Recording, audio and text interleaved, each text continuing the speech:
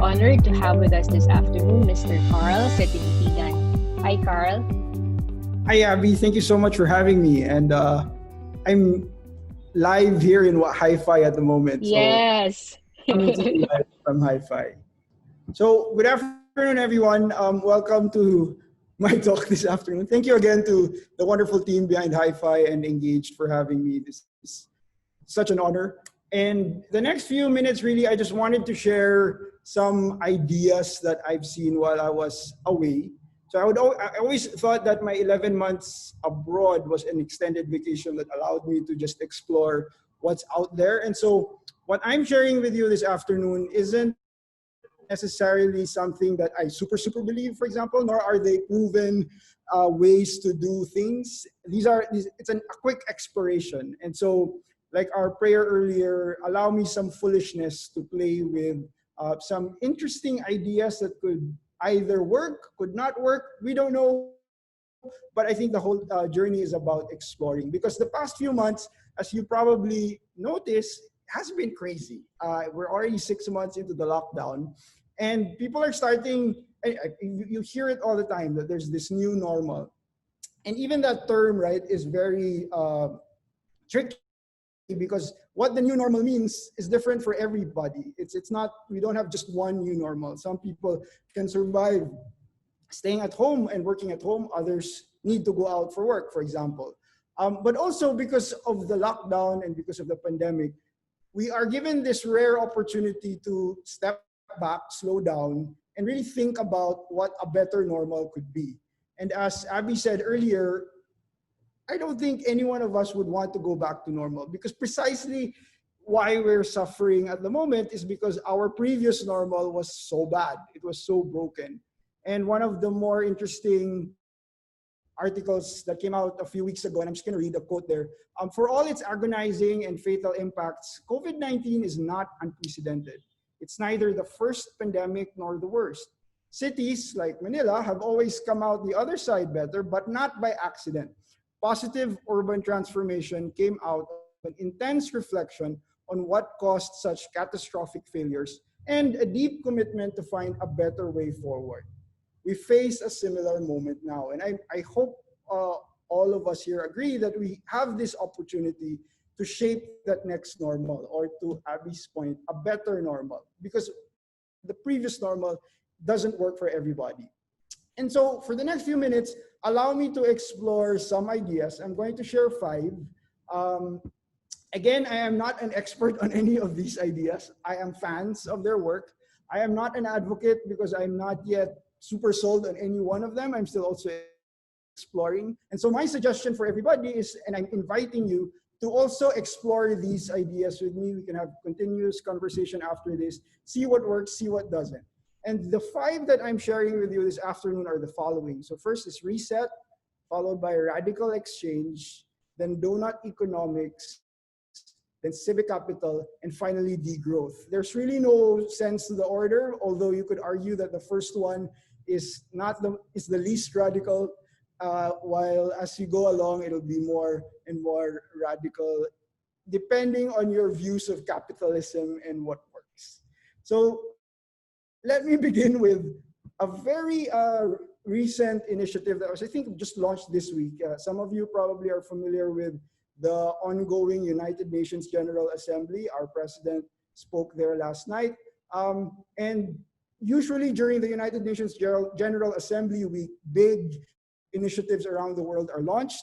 And one of those that was launched is called Reset by Imperative 21. It's a coalition of organizations that are pursuing change within the capitalist framework. So for example, you have groups like Conscious Capitalism, the B Team, the B Lab, which is behind the Benefit Corporation movement in the US and other Western countries, the Just Capital Group, and CECP, or the Chief Executives for Corporate Purpose. So they came together, worked with different other groups like the Skoll Foundation, and they've built this campaign to think about the imperatives that are needed in a new or better normal. So I encourage you to go visit their website, for example, look at what they're pushing for. They're targeting different ways of inspiring people to rethink how we do business, for example, or how we shape society. And so this isn't new to most people because there's been social enterprises, there's been benefit corporations. What they're trying to do is basically expand that and mainstream that. So I know 10 years ago, social enterprise sounded like a radical idea. Now it's probably not as radical anymore because we've seen that it could work and it could grow and it could scale. And so the goal of Reset by Imperative 21 is to have this whole global conversation in how do we mainstream social enterprises and benefit corporations, for example. So that's the first one, Reset. I highly encourage you to explore it and see what those imperatives are. And if you agree with them, if you disagree with them, if you want to support them, go ahead. Let me go to a slightly more radical idea. And this is another movement that I discovered while I was in graduate school. It's called Radical Exchange. It's a movement organized around activists, artists, poets, businessmen, entrepreneurs, etc. So it's a very eclectic mix of people. And they have different chapters around the world. And again, I invite you to go to their website. It's right there. And these are some of their ideas. What's interesting naman about Radical Exchange, they have very specific, very concrete, very technical suggestions on how to shape democracy, how to shape society, how to shape our economy. And there are several on the slide, and I will not go through all of them, but if you go to the website, they have explanations. You can, of course, Google any of these. But let me just pick your brain with one. So for example, they are believers of this whole new way of voting called quadratic voting. So quadratic sounds like a scary word. If you hate calculus like me, it can be scary. But the whole idea of quadratic voting is instead of a one person, one vote scheme, in quadratic voting, individuals are allocated votes to express the degree of their preference, not just the direction. So it's not just yes or no, for example, but how strongly you believe in the yes. And each voter is given a budget of vote credits. Each vote credit the tricky part here, and that's why it's quadratic, is because each additional vote credit that you get is more expensive for you. So your cost to your vote increases as you add more degrees of your preference. So I know it's hard to imagine, to be honest, but there have been experiments to do this, for example, in Colorado, in the way they organize their budgets, their government budgets, for their legislative priorities. You give citizens, for example, 10 votes, and then you test it. So again, the whole point here is not to say that we should do quadratic voting. What I'm trying to say is that maybe we could try it and experiment on it in our small circles, maybe in our barangay, for example, and see if it works. Because in some cases it works, and sometimes it unleashes us from the tyranny of the majority. Because sometimes, because of a one person, one vote rule, usually the most popular ideas or the most popular personalities get all the attention. And sometimes when you have a plurality, for example, you don't always surface all the right preferences of everybody in the group. And so this is one way of allocating preferences and figuring out what citizens really want. So again, Radical Exchange, that's the second idea. They also have a wonderful website. They don't have a chapter in Manila yet. I think the closest chapter is in Taiwan and Singapore. So if some of you are interested, there's a book on that website as well. Crazy, very, very interesting ideas. And again, also very practical, very technical ones. The third one is this donut economics framework. It's a playfully serious approach to framing our problems using a dashboard that you could see on the slide. So its main proponent is this economist based in the United Kingdom named Kate Raworth. Her website is there, and again, feel free to explore it. But later in this talk, we will be walking through how this works out in an actual city. So at the moment, the donut economics framework is currently being tested in Amsterdam and in Costa Rica. And what they're trying to do is to put together one single framework that allows humanity or citizens like us to flourish and thrive, meaning we all have our needs, our basics, and we can access them, but at the same time as a limit so that you don't disrupt the planet, you don't destroy the planet. And so there's an ecological ceiling, there's a foundation, and that's why there's a donut. You want to stick to the middle, and you don't want to go offshoot beyond the donut. You don't want to sink in the hole of the donut, and that's why the donut is the metaphor. Later, we will try how that works out when you actually test it in a particular city, like in Manila, for example, and we'll see if it works. So for example, in this next slide, you have the donut dashboard of a particular, let's say, country or city, and you could see that, for example, it's way overboard in biodiversity loss or in climate change. So in short, those red lines are bars or indicators of how bad you are in that particular indicator. And so what it does is it neatly summarizes all of the main important parts of life, basically, of your society, of your economy, in one single framework that hopefully more and more people can understand. And you then realize that, you know, your social foundation also depends on your ecological foundation, and that all of it is interrelated. You're not an island, basically, that you're all linked. And it's a wonderful framework. There are guides on the website that are free. You can access a lot of readings about it as well. And I think because they have partnered with a network of cities around the world, many mayors, if I'm not mistaken, including the Quezon City local government, are a part of that network. So I'm hoping that they will implement this very soon. So that's the third one, donut economics. Highly encourage you to explore it. My fourth one is civic capital. And again, for me, I find this very interesting because civic capital naman, there's also the website there, encourages you to reimagine how we think about assets that we usually overlook. If you study economics, for example, this is one of the things I learned the hard way. A tree isn't treated as an asset unless you cut it down. So you only include the tree, for example, as a part of your GDP count, of your gross domestic product, only when it's logged down. But while it's a forest, while it's part of the forest, there's really no numerical value to it as of yet, as in the traditional way that we are currently organizing this economy. And so, for example, you undervalue forests and other so many important things like healthcare, preventive healthcare. During this pandemic, we had to fight so many different things, and part of that is because our lifestyles aren't really integrating preventative healthcare. We don't have a value for that. We have a value for, let's say, fighting or fixing cardiac problems, but we don't have a good value for preventative healthcare.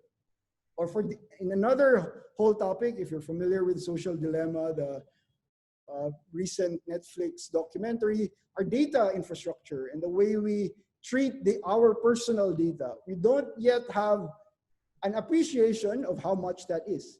So forests, preventative healthcare, your data, your personal data, and aggregating it, these are some assets that we don't normally put a good value to. And so civic capital is another push to re-examine that and put a figure to these so that maybe we could find value to them even more. And that's why if you go to the website, they have some examples of ways to do that. And I will just, so there are in the screen, for example, there are a lot of ideas there, but let me just walk you through three examples. And the first one is anchor institutions. So what is this idea? Anchor institutions basically is you're organizing the different big businesses or big schools in your, let's say in Manila, you organize the university belt, and then you have one procurement system for their, let's say their books or their notebooks, and then you require them to source locally. So this has been happening in some localities during the pandemic where, for example, a local city or municipality would source from their fishermen instead of buying it from Manila or buying it from abroad. And also because they're forced to, because of the lockdown, etc. But also you're feeding and supplying your local economy with your local suppliers. So that's one example, anchor institutions. The second one is complementary currencies. And so there are cities in the United States, for example, where a voucher is introduced, and that voucher can only be used for businesses from that area. And so the money from government, so for example, we have a social amelioration program by DSWD, right? We get X amount of pesos for a month if you are part of a particular strata, and then you have the cash. What complementary currencies does then is instead of getting it in pesos, you get a voucher that forces you to buy locally so that you support local businessmen, local entrepreneurs, maybe some social entrepreneurs. And so the money goes around within your community and does not go to, you know, a multinational corporation, for example, who does not need it as much as a local business. And finally, more popular example, social impact bonds. And so these are pay for performance schemes. I know the DSWD again is currently exploring some of these where government pays a certain group, maybe an NGO, maybe an enterprise, only if it achieves very specific outcomes. So the contractor or the business or the NGO is incentivized to actually achieve a certain outcome, for example, let's say in skills training or in livelihood programs, etc. You guys agree on a particular outcome, not just on a cost, because right now, all of our contracts, all of our procurement, they're all based on cost, whoever can deliver the cheapest. But a social impact bond requires people or incentivizes people and rewards organizations that actually achieve the outcome. You don't get as much money from government if you don't meet the target. And so again, another way to organize the economy, organize the society, put government's limited budget to the right groups that are actually working to achieve specific outcomes. So that's the fourth one, civic capital. And I'm just inundating you with all these ideas, so I hope you're still there. But let me go to the fifth one, and then we can do a quick break. And the fifth one is, some people would argue, the most radical, because even from the word itself, it's already quite negative. So it's called degrowth. And basically the whole idea of degrowth is that the current economic system that we are all in, that we're all a part of in the world, even if you're a communist country like China, you are plugged into a capitalist system that really depends on growth and productivity as an indicator of progress. And like I said earlier, if your tree is not turned into a log, it's not growth, according to our current economic framework. And so what degrowth does, very similar to the ideas that we have previously examined, but basically pushes this notion that growth is not necessarily improvement, it's not necessarily progress. And the objective of increasing our GDP every single year is not necessarily the only way to go, or in fact, it could be a bad way to go. And maybe that's why we're all in such bad, straits right now. And it has three goals. The movement has three goals. First is to reduce environmental impact. So similar to the donut economics earlier, there's a way to integrate our, climate needs and our climate adaptation needs into the system. The second goal, the more controversial one, is a redistribution of wealth, and not just within countries. So rich Filipinos, for example, getting taxed more for poorer Filipinos, but between countries. And so it's a little radical because, of course, richer countries don't necessarily want to give their money to other countries.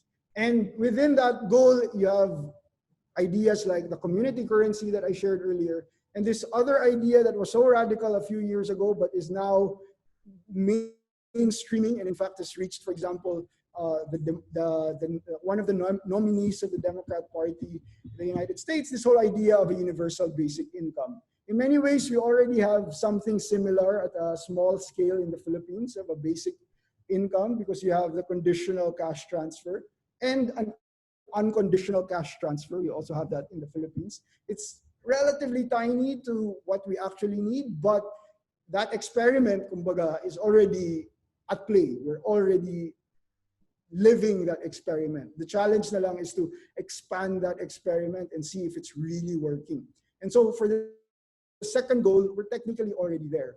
And finally, the third goal is we transition to a society where basically we're all friends, where there's no elite status that controls power, where power is concentrated to a tiny, tiny few. And again, like all these other ideas, the website is over there. Feel free to explore it. It's a tricky but fun, foolish idea, some would say, but a lot of very interesting thoughts over there. Some people would argue, Carl, if you're saying degrowth, does that mean that our economy will stop? We freeze the economy, or a recession, or maybe you're pushing for the Great Depression like in the 1920s. But really, it's not. It's a reframing. It's a way of looking at your economy in a manner that does not encourage consumption, yung material accumulation. You buy for the sake of buying, so that you prop up your economy, which is what economists at the moment usually encourage people to do. But really to substitute it with a focus on sufficiency. Like if we have enough for everybody, then we actually have the right resources at the moment. We are not spending more than what the earth can give us. And so again, that's the fifth idea, degrowth. And in a very quick scan, those are 5 of those ideas. And my invitation is for you to explore them on your own. Look for more. Feel free to give feedback, test it out, try it in your particular organization. There are a whole set of some radical, some not so radical ideas out there that I, for one, would like to see happen more in the Philippines.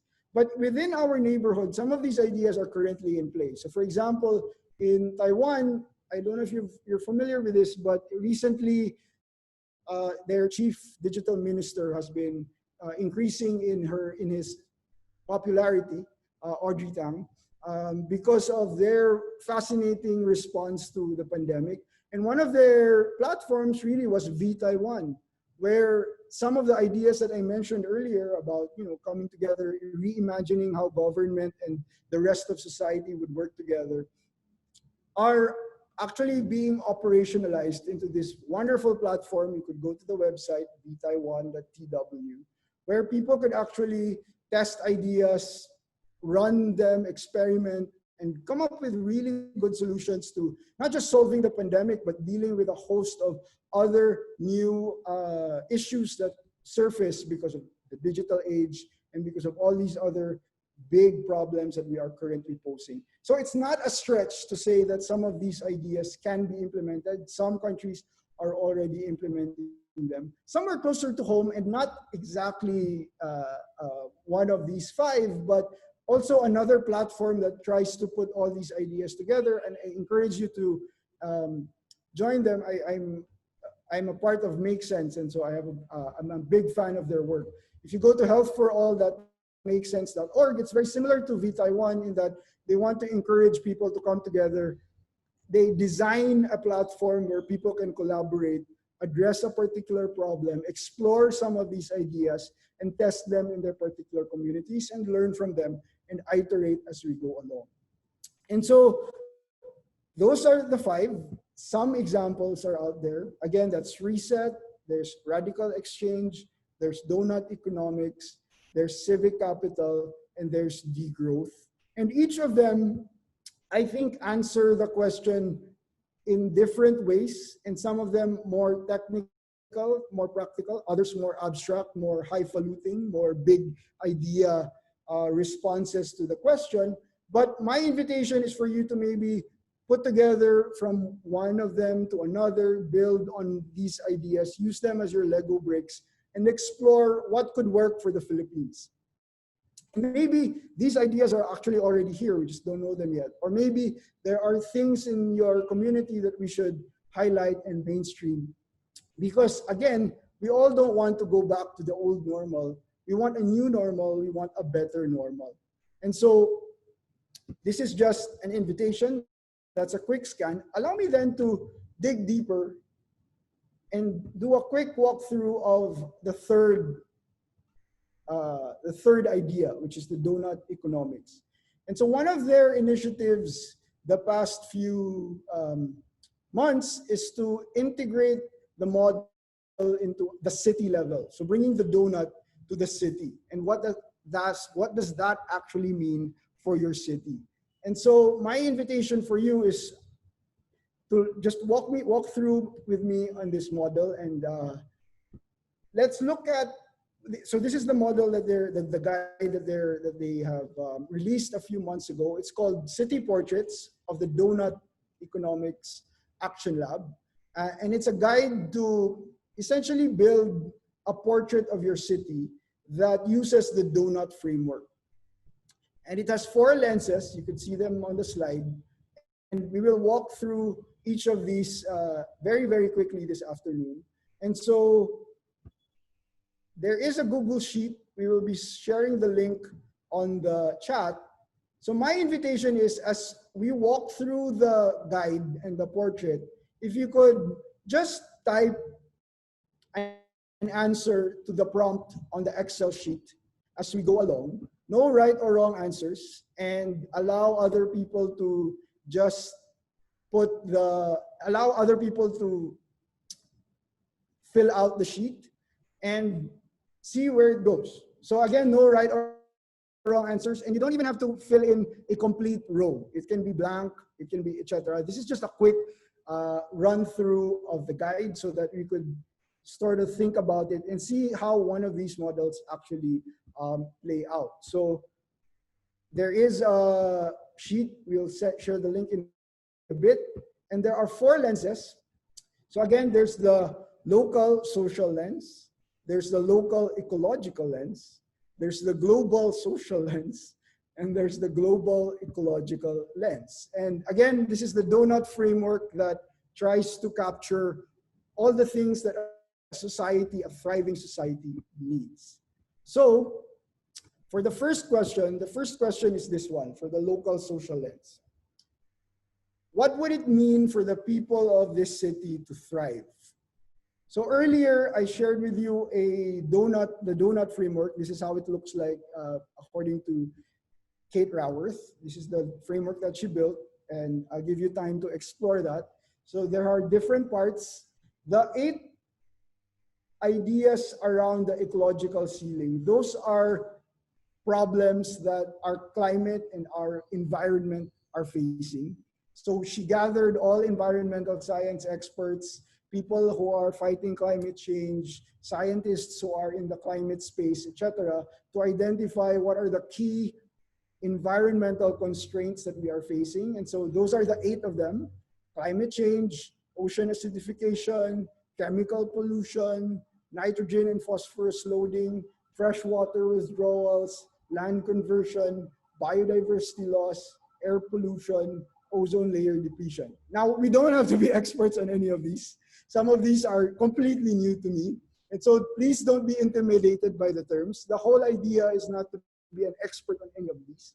But this is really just a reminder that, you know, experts out there are telling us to watch out for these things, and we better be familiar with these things. So that's also an invitation for us now. If you don't understand some of these terms, maybe we Google it after this and see what they really are, because according to a good set of experts, they are important. So those are the elements outside the donut. If you look naman inside the donut, the elements inside the donut, those are the elements or the components of your social foundation. As a society, in order for us to thrive, to live wonderful lives, and flourish, these are the needs. And again, she tapped all sorts of experts to come up together with this one. And again, if you have other suggestions that are not here, feel free. But kumbaga, this is what they came up with. And if you notice, it has different dimensions. You could, this is the next slide. This is the elements inside the donut, the social foundation. And essentially it's 4 parts. You have a healthy citizenry, you have a connected citizenry, a citizenry that's enabled and empowered. And so those are essentially all the elements that, according to, again, a set of experts, we could argue about that in a separate time. But for now, let's just say we accept this. According to them, there are 16 elements that every city should have so that all its cities could thrive. So you have healthy people via food, water, housing, and health. You have connected people via internet connectivity, a sense of community, mobility, transportation, for example, culture, and the arts. You have an enabled citizenry via jobs, access to income opportunities, education, and energy, so kuryente.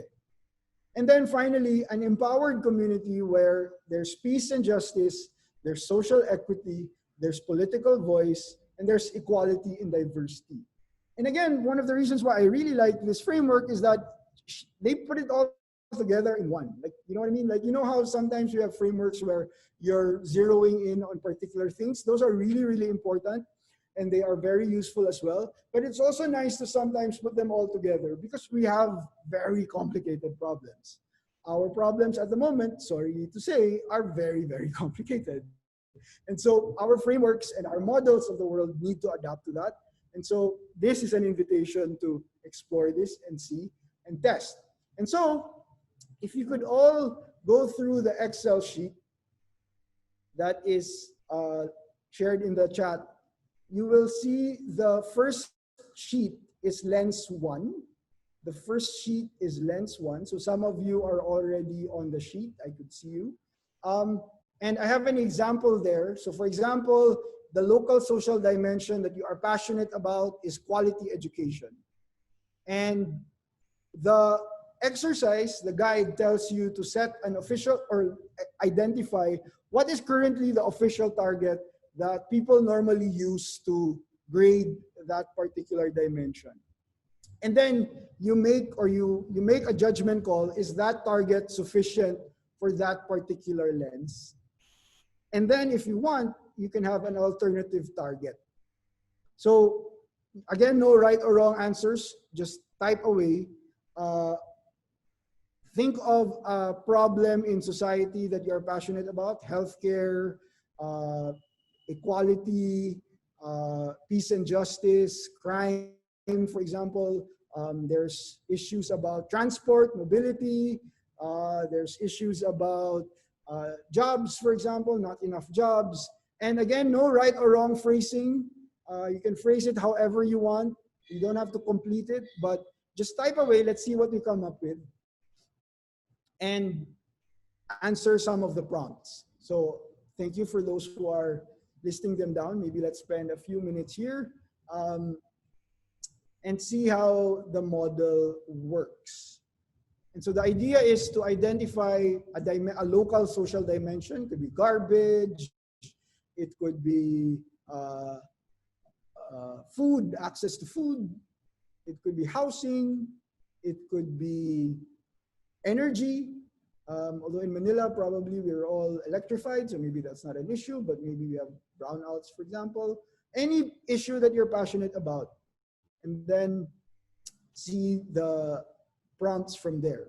If you could identify, for example, we have an example here, access to water. Yeah, so just kindly fill that out and feel free to fill out at your own time. And again, this is the first lens of the City Portrait Guide. Commuter mindfulness, that's a powerful target.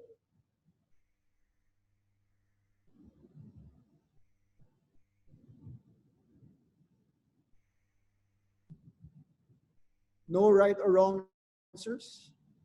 So just go ahead.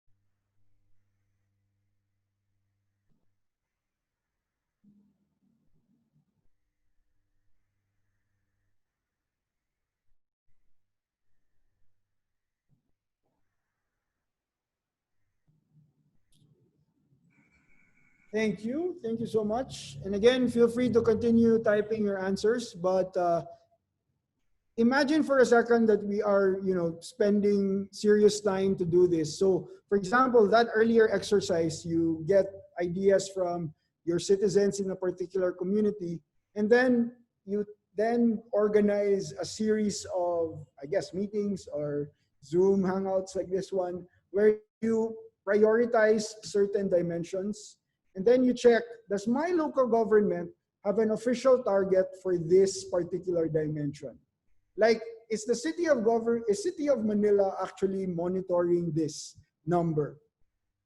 If yes, is that number or is that target sufficient? If not, then let's propose an alternative target, a better target. And again, there's a whole literature out there that could guide us.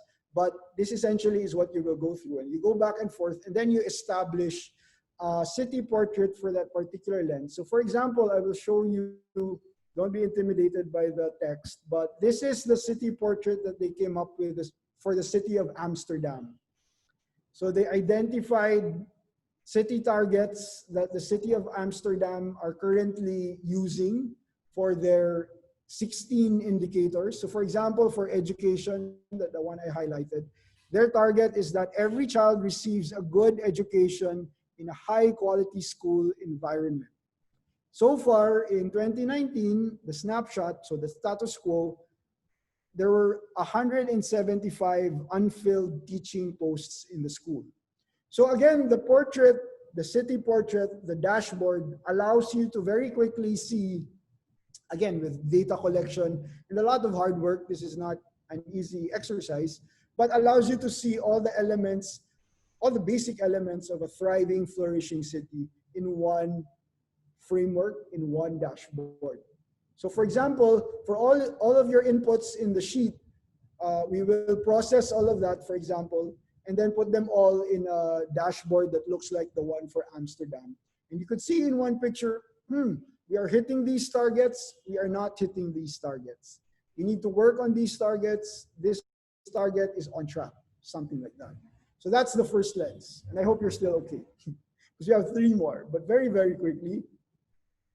The next one is the second sheet on that Excel file. So if you go to the second sheet of that Excel file, there's lens 2.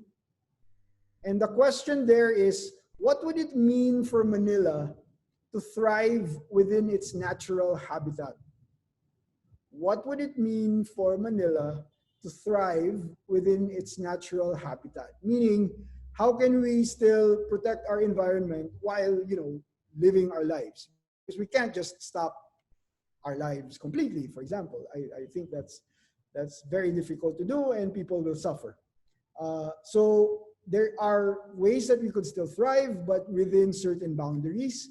And so, for example, the guide asks you to identify again an ecosystem. So maybe energy harvesting is my example there in the Excel sheet. And the service that usually government or society or big business provides is what they're actually doing. So in the case of energy, they provide electricity, let's say from geothermal, or electricity from solar, or whatever. Is there data available?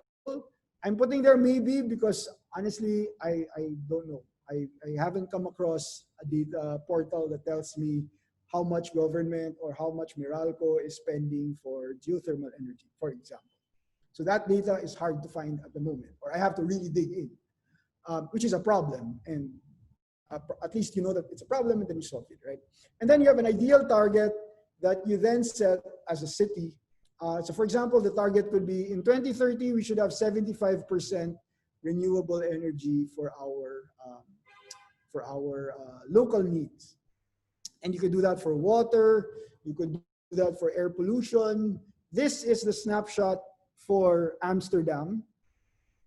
So I highlighted in red there the energy harvesting example, but you could talk about ecosystems that are relevant to your city. So for example, in the city of Manila, we will probably not talk about a forest because we don't have a forest here, but we can talk about Manila Bay. and how to protect that or how to encourage and fix it, etc.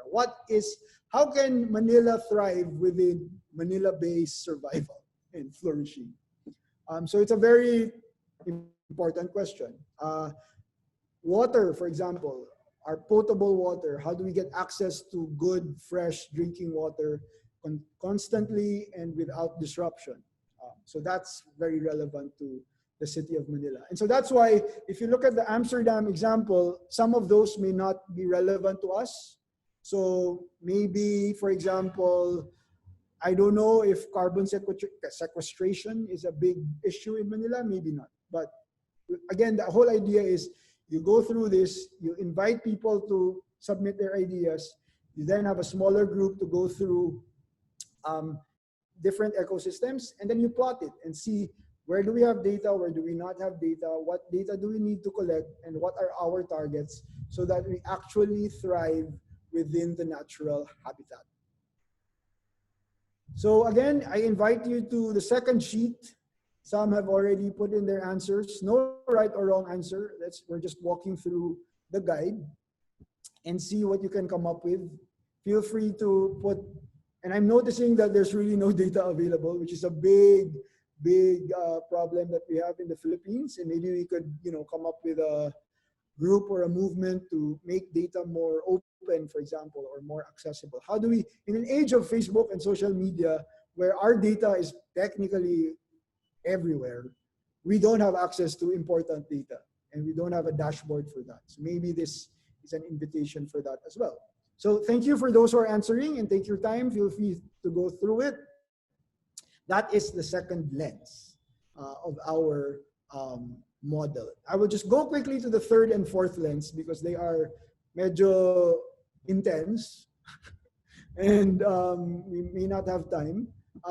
But as we walk through, the third question is, what would it mean for our city to respect the health of the whole planet? So in short, what would it mean for Manila to respect the health of Earth, of Mother Earth? And so again, this is another lens. It's a very different question from the first two, but a very important question if you want to fill the donut framework correctly. And similar to the first two lenses, I invite you to the third sheet.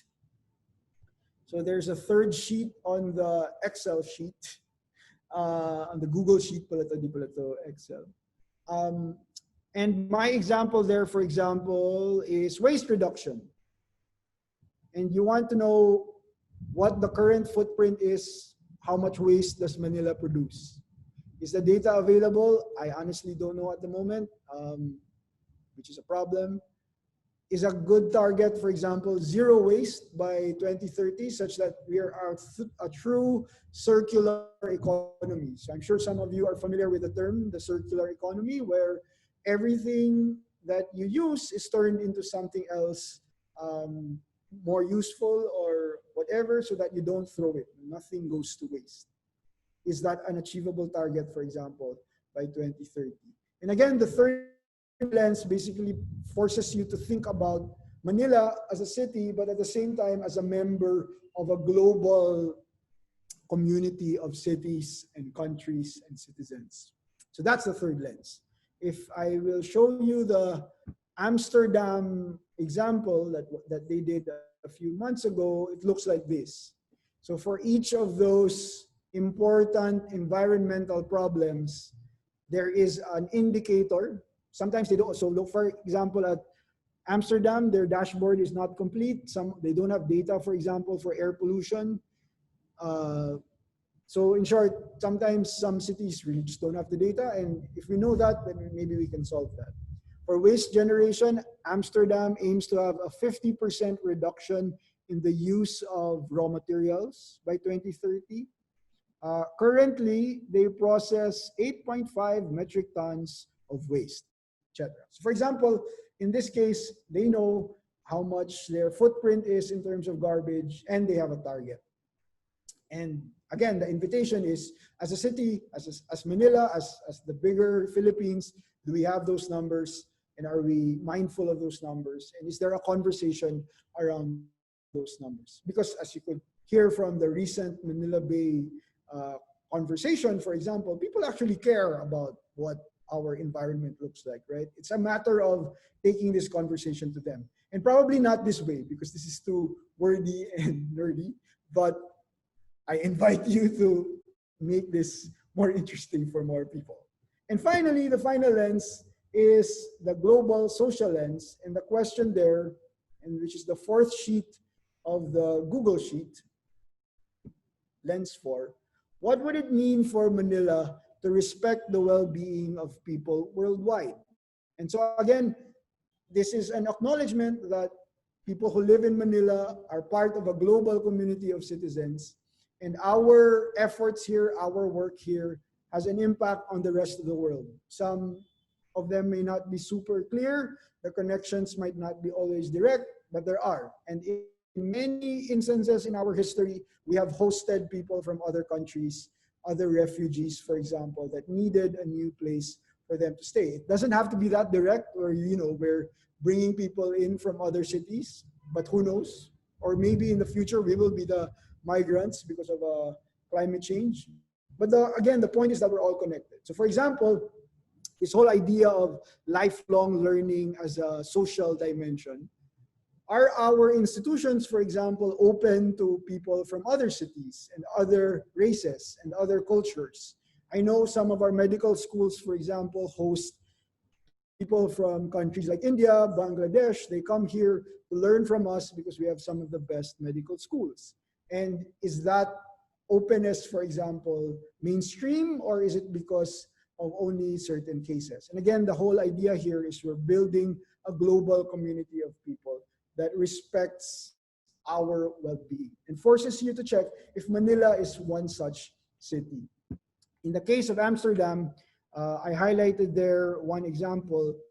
Are they practicing equality and diversity, for example, as a city, which is a big issue in some cities at the moment? You're familiar with Black Lives Matter in the US. And so it's a big issue. And what you do in your own city has an impact on the rest of the world. You could be a model for the rest of the world, or you could be a test case for what goes wrong.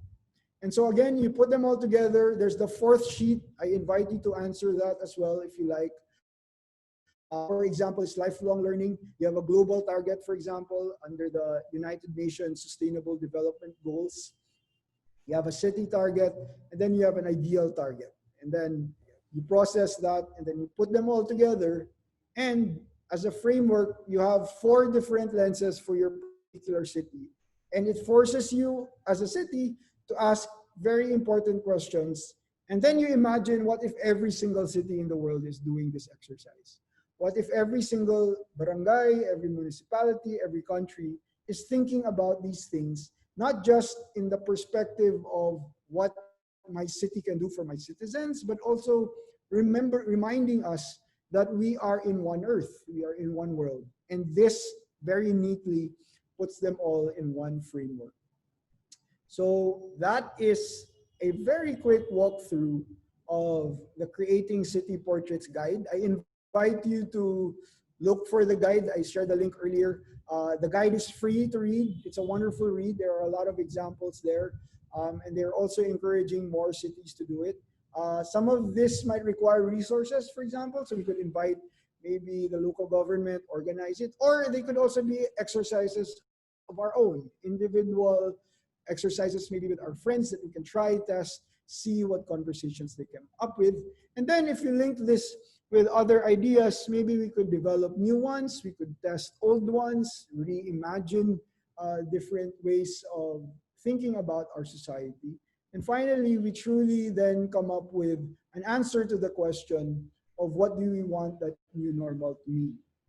Because as we said earlier, that really is in our power. We noticed during this pandemic that governments and citizens basically can decide very quickly if they want to change policies or not. So in a moment, for example, we have banned travel.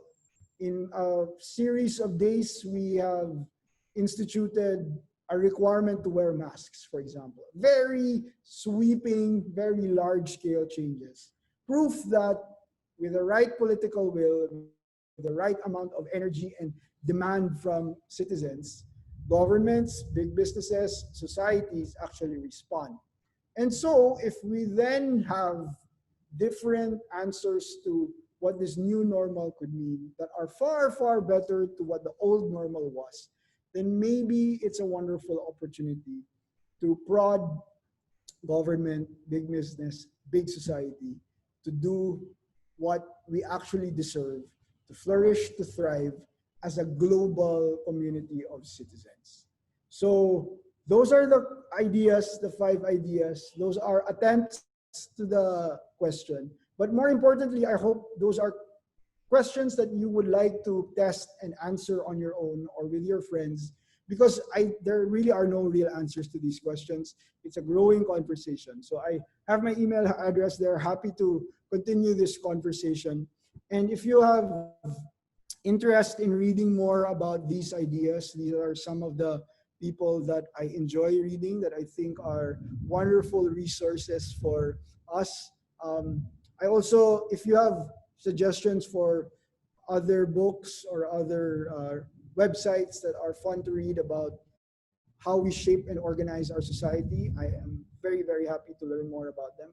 But happy to hear from your questions, and I hope I didn't overwhelm you with a number of ideas. But those are the 5, and those are my scan. Super. Thank you so much, Carl. Okay. Yeah, we're gonna clap. Thank you so much for that suite of ideas globally. Napagod ka? Intense. I'm actually drooling. I think that's also the sentiment of the audience. It's like, yeah, like, kakaingit naman, like, how do we actually implement it here? I mean, I want to make a reaction in the first very painful thing that was mentioned. It has been my pain since I think I was in college, and that was what, decades ago. I'm so sorry, but we have not moved forward. My background is economics, and we were drilled to measure GDP, right? So, and to your point, that GDP is not the only way to go. And I think, you know what, if there's anything this pandemic has proven, is the increase of the informal economy. Like, Right. so many people have suddenly become chef, baker. So people are selling ube pandesal, sourdough bread. Everybody is really rethinking and reimagining the way they can earn, and everyone is doing business. And doesn't it doesn't mean that it's a registered business. And there's so much trade going on via Right. Viber, via Instagram and stuff. But this is not accounted in our measure Right. of growth, or at least of prosperity, right? So I think that's a very beautiful point, that GDP is not always the way to go in terms of measuring success or prosperity of a nation. Agreed. And the work of housewives, Right. of moms, the biggest pain of them all. If you only pay, especially right now, I mean, the moms are working from home, and also homeschooling, and also uh cleaning and cooking in the house. So it's like, that's a whole lot of work that it's not measured. Right. We have a few questions, but I'll first start with this question. And I'm super grateful that you talk about these topics, while at the same time you're very much grounded in terms of local government and even national government, right? So with your experience in governance and working in the office of Senator Bam Aquino, and I'm sure you've also worked with um, local government units, Mhm. among the models, which do you feel is a low hanging fruit? I mean, Right. it's easiest to kind of implement, and then perhaps mainstream and scale. Correct. So, and one of the reasons why I wanted to share the donut framework walkthrough was because I think it's a low-hanging fruit, really. Right. Since a few years ago, the Department of Budget and Management already instituted targets and outcomes in the budget. So it's already required by law that they have a target. Uh, Unfortunately, of course, as in all things, it will take time for us to practice that. And usually the target isn't the right target, meaning you're only counting inputs. which is a whole different Mm. problem. Di ba? You want to count actual outcome, actual results. Mm. But at least there's already that practice. And so it's a very low hanging fruit. Cities are already measuring some of these things. It's a matter of putting them all, I guess, in one framework Consolidating. that you can then check. And then you have a baseline also that every single year you are comparing. It can be, I know Mm. some groups are attempting to have a competitiveness index already in place, Mm.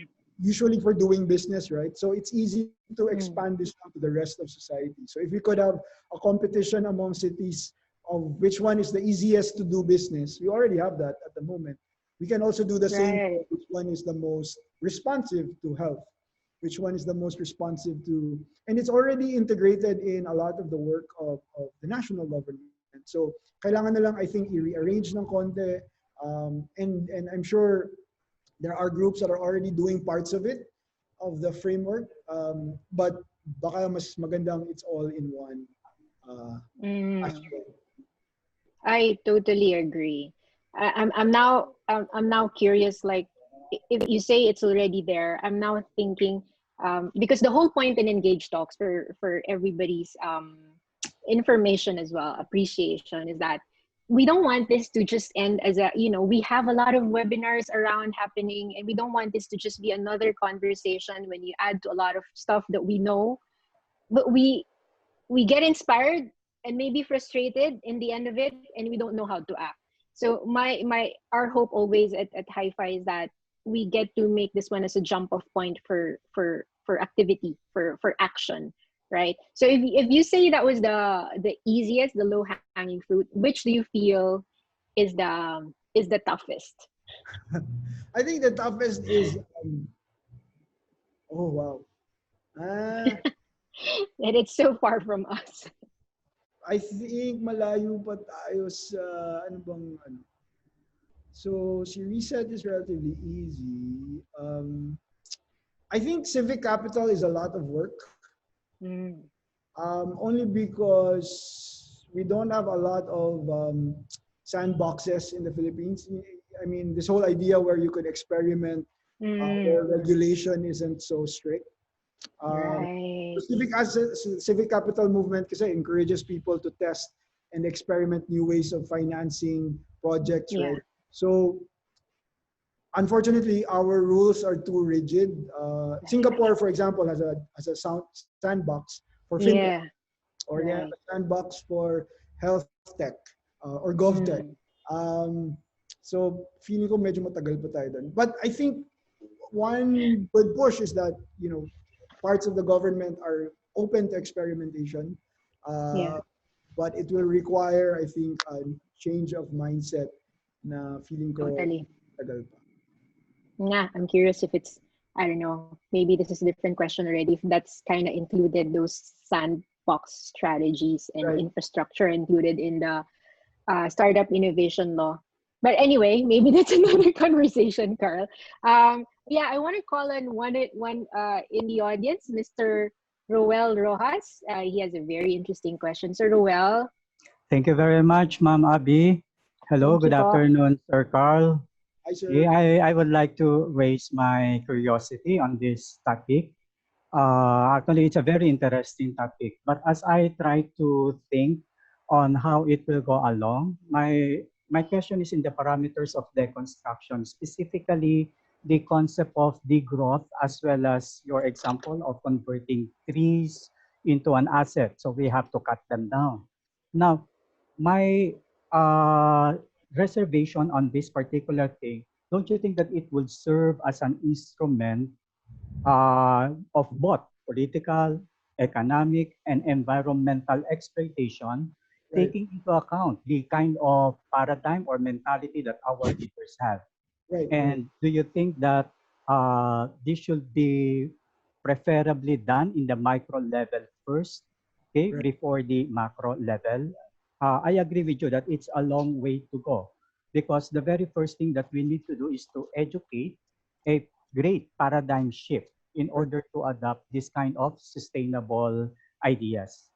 Thank you, Sir Carl. Thank you for that wonderful question, sir. So first is I agree with the whole, maybe we should test it in small areas first. And for many of these ideas, they are currently being tested in different cities and we can learn from them. But to your, I think, bigger question, my response to that is, so if you're familiar with the value of a statistical life, you know how economists have put a number to how much a person is, which is a very difficult subject. Like, why do you put a number to a human being? A human being is infinite, etc., etc. But to the proponents of this whole concept of putting a number to, let's say, a human life, what they're saying is, yes, that number isn't to capture the fullness of a human person, but really just to put a number so that once you do a cost-benefit analysis, for example, you could have a model that can then work for a particular problem. And I use that because I think it's a similar problem for trees, for forests, for data, etc. Mm. I agree completely. There's a potential to use it the bad way, meaning like if we say that a tree, for example, while it's alive is worth ₱1,000,000, then I'll just pay ₱2,000,000 and I then own the tree and cut it down. So in short, if it's just a numbers game, then it's just a numbers game. But I think the exercise isn't so much to put a price tag, but really just so you could come up with a model that captures the full value of the things, the benefits that we actually have. Because at the moment, all our cost-benefit analysis, sobrang undervalued yung benefits kasi hindi natin nalalagyan ng presyo. Yeah. And again, yung presyo, laging may quotes, laging may asterisk. Because as to your point, they will be exploited if we aren't mindful. Kaya lang, as economists will say, if we don't put it in a model, mahirap siyang i-mainstream. So I guess the challenge is to learn from that experience, from our experience with the whole GDP thing. Now, the GDP can work. I mean, it's helpful in some respects. But always be mindful na may limits siya, may parameters siya. It's not always the way to go. And if we're always mindful of that, then I think there's a path forward. Thank you, Sir Carl. Thank you, Mama B. Thank you, Sir Roel, for that thought-provoking question. I think it's always good to, how do you say this one, to counter whatever point. I mean, to really make sure we deconstruct everything. And it's true. I mean, the world speaks in the language of monetization. Right. It's always in prices. No, so if we put the price to it, taasan na lang natin yung presyo para to make sure that it is so unfavorable to actually consume it to its depletion. Yeah, okay. There's another question from KD. KD, are you there? Hello, Sir Carl. Hello, Miss Abby. Hi. I would just like to ask, how do you think can we start with the social environmental reframing of our society in our own personal homes? Since given that the new normal also means that we just need to stay at home, are there ways that you can suggest on how we can help to contribute for an effective new normal? Wow, that's a very good question. And I think my first invitation is for you to actually document it. Because as we've seen in how people responded to the sheets, for example, there's very little data that we have on how people behave or how people react or respond to environmental concerns and issues. But if we start documenting how, or we're just more mindful of what we're doing at home. For example, the waste I generate every week, I just realized this while I was in the pandemic, is this much pala.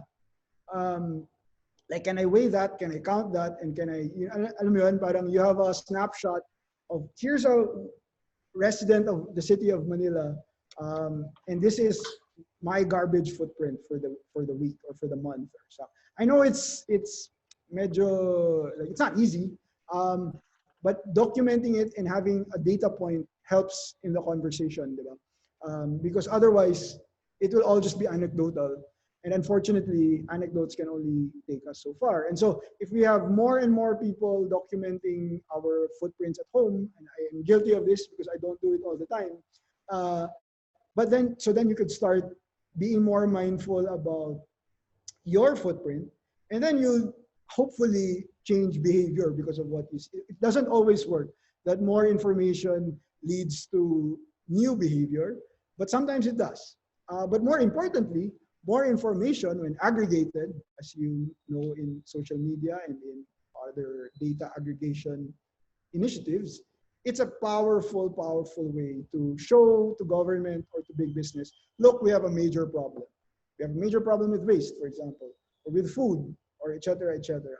And it starts with, as to your point, we're stuck at home, but we have real footprints at home, even if we're not leaving the house. And maybe because we have a little more time, although that's not always true because of all these Zoom meetings, we also sometimes don't have time. But maybe because of this pandemic, we can be more mindful and list them down. And then at some point, we organize it and aggregate it so that we have a bigger, clearer picture. So that's a very short, very partial answer to your question, because your question is a whole exercise. And I thank you for asking that, because please keep asking that question, because that's an important question. Thank you. Yeah. Thank you. Salamat, KD. You know what? I've been seeing on Facebook and Instagram how ordinary people, because have started community gardens Right. in their villages. It's Right. like, there's a vacant lot, and Right. they neighbors would help plant it. I mean, they just talk as a homeowners association. No, so even in condominiums. So I was thinking, though, it could be done only in villages. But if you live in a condominium, so a condominium would have shared spaces. So they've also started conversing in terms of how do we come together and and have our own space to plant and grow food and share with each other. Yeah. So I think these are tangible stuff. Very doable. The other week, I just discovered there's a Buhay Zero Waste Facebook group where people actually Yes. post stuff that they just give away. And then people actually, Yes. so like you have this whole circular thing where nothing is wasted. Like even bottles or cardboard. Right. Galing. Yeah. I know. I just also, it was just shared with me also last week, and I discovered it. So I think maybe we should share it here. What is it called again? Zero waste. Buhay Zero Waste. Let's put it on the link. Uh, I also discovered, if you could check Pink Flamingo.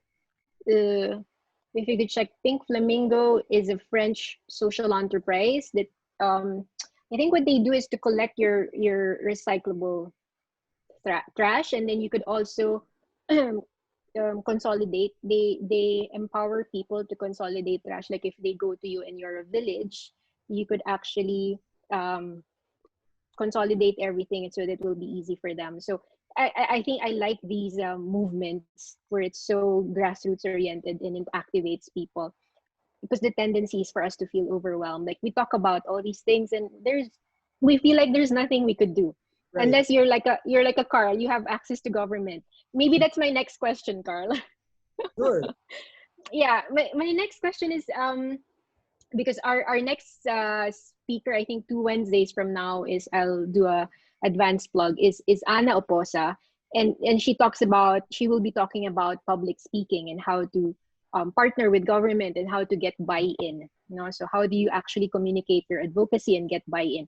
Now I'm curious, Carl, with your trajectory, with your journey, as you're young, very obvious that you're young. I mean, how did you get into working in the government, and how did you get into policy innovation, and what was the trajectory? Maybe it could be an inspiration for, we have a lot of young people here, Hi and to not so young as well. hi to all the young people. Never too late. Yeah. Right. Well, honestly, I didn't really plan it. But I got really interested in social enterprise while I was in college. So I was very big fan of all these social entrepreneurs. This was 2009, 2010. So my first job after college was in Gawad Kalinga, but this was the time where they were building their social enterprise arm na rin. So the Enchanted Farm was one of the initiatives. And while I was there, you get to meet all these other social entrepreneurs. I think this was also the same time, eventually, parang, but the Benilde Prize was also around social entrepreneurs. Yeah. Yes. So you get to meet all these sorts of people that are doing wonderful things. And one of them is the former senator. And that's why I got into government. So I didn't really think about going to government. It just happened. And Right. sometimes, and I guess my advice to young Yes. people is that you follow where your, that's so cheesy, follow where your heart is at that particular moment, because it will take you to places you don't expect. It took me to the Senate, and I had so much fun, and we got to do wonderful things. But that wasn't always planned. So it's nice to have a plan, but chances are, pandemic, for example, something crazy happens and you're pulled into something else. But because you're always open to different things, like these ideas, for example, this whole exercise of just scanning what's out there, not judging right away if they are good for you or bad for you, but just letting that simmer into your mind and, pick and choose which ones are relevant or not. It opens you to so many doors and windows, and that was my career. Bravo. Thank you. Thank you. I mean, so I will segue on that one, Carl, because I really, the whole point again is activation in. So you mentioned the Benilde Prize and this whole change making perspective of HiFi is that one of the things that we came up with. I think technology, where we coined this one from keyboard warrior to change maker, because I know a lot of the frustration. I mean, I feel frustrated, you feel frustrated, we see it on our feed, but how could we really do something about it? So I really feel that your journey into participating and doing something took you from one small step to the actual working in the Senate and doing fantastic things that actually make a dent. So I'm hoping that our audience could pick up on this one and see where we could participate in our small way, and then let's see how that seed grows into something bigger that could impact a city. Right. And we could start measuring our impact in the city and how safe and just our city is.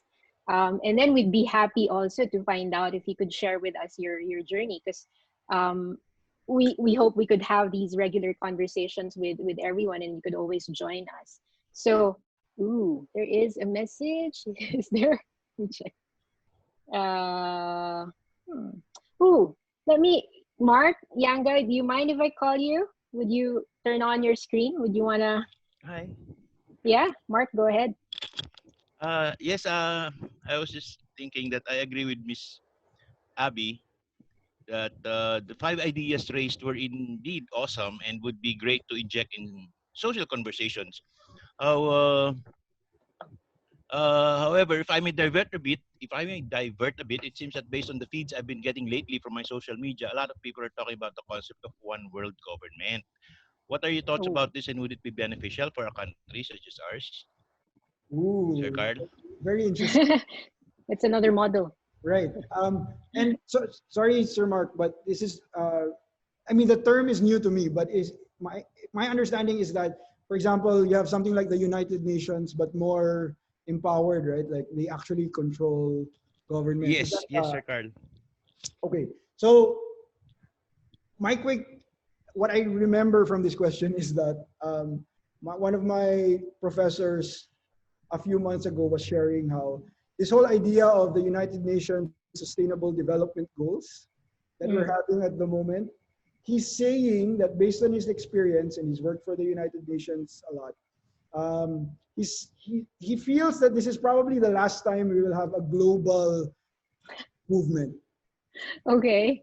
So what he's getting from other world leaders is that this whole notion of a world government might be far off, because more and more nations want to focus on their own borders and their own country. Now, he could be wrong, he could be right. Only his point is that let's savor this moment where we have global targets, where we're actually sharing sustainable development goals. Honestly, with the way the world is organized, and with the way power and wealth is so concentrated in so few people, it might be very bad to have just one Scary.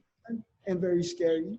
So Scary. maybe I don't know, chicken and egg, which one starts? Like, do we fight for equality first, meaning push back against this crazy inequality that we're facing at the moment, or do we need a government, one government right away? So I don't have a real answer, but just other questions. So, and again, this is the point naman, diba? Parang just to keep asking these questions. But I like that people are open to discussing it though, because it means, Yeah. because when you think about one world government, you're sometimes surrendering a part of your sovereignty, diba? Letting go of certain freedoms and benefits. And if people are comfortable with that, not necessarily agreeing to it, but just being comfortable with the idea that we could talk about it, then I think that's good. Because otherwise, if we judge it right away, then we close the conversation and we're stuck with Right, this right. really bad status quo. Who knows? The new normal or the better normal might be right behind that one idea, for example. So that's not a real answer to your question, but just a More suggestion. probing. Yes. Thank you very much, Sir Carl. Because the reason I raised that is because of the microchip thing.